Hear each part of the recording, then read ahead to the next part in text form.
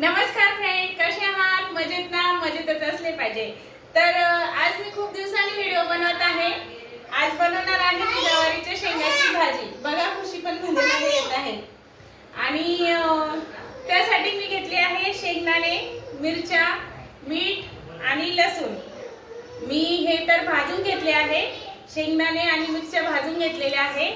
आता मी ज्या शेंगा आहेत तर त्या शेंगा धुवून घेतल्या. आपण आता ते शेंगा परतून घेणार आहोत. बघा, मी त्यासाठी थोडेसे तेल घातले आहे कढईमध्ये.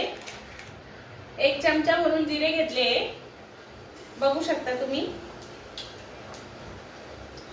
थोडीशी अर्धा चमचा हळद. हो बेटा, तू आली का? बिस्किट का? ठीक आहे, थांब मी देते. भाजी टाकते अगोदर. तर बघा, मी आता त्या शेंगा परतून घेणार आहे.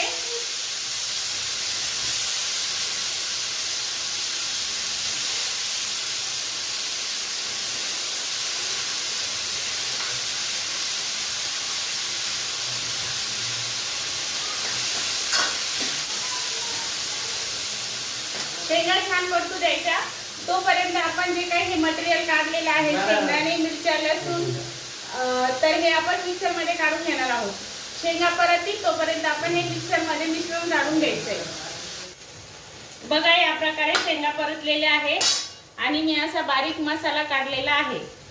जे काही आपण शेंगदाणे, मिरच्या, लसूण घेतलं होतं ते आपण मिक्सर मध्ये काढलेलं आहे. आता आपण ते परतून घेणार आहोत.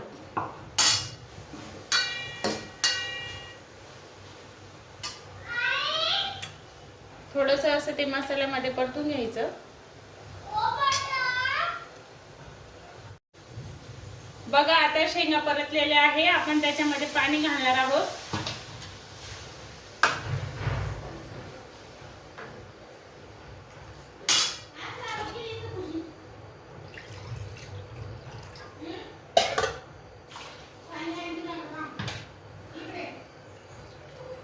आता आपण भाजी शिजू देणार आहोत.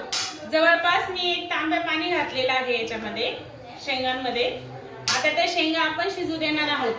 5 मिनिटं शेंगा शिजू द्यायच्या. तर बघा, अशा प्रकारे माझी गवारीच्या शेंगाची भाजी रेडी झालेली आहे. खूप सोप्या पद्धतीने भाजी केलेली आहे. तुम्हीही नक्की ट्राय करा. आणि अशी रेसिपी केल्यानंतर जर तुम्हाला भाजी आवडली असेल तर नक्कीच अर्चना कुकला लाईक करा, सबस्क्राईब करा. धन्यवाद.